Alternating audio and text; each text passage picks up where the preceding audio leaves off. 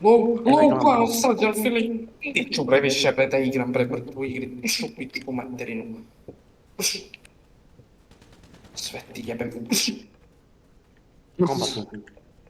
Izlazim iz igre, sudiš pušim cigaru, idem da... Evo ga ovdje. Bravo. Pao. To je to. Koji sam doktor jebem. Evo ga tamo jedan s kombat. Ne be, brate, grca. Ne da padne! Kako jebem ti ovu igricu mrtvu?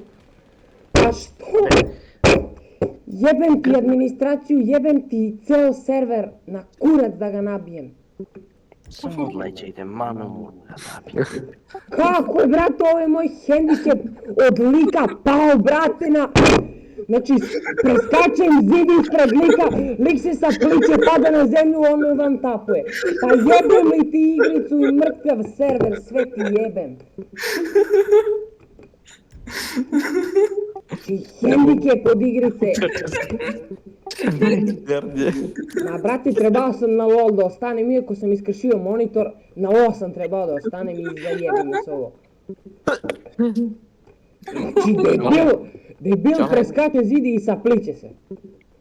Da? Evo da ste crni. Ajmo, pokaži taj stil.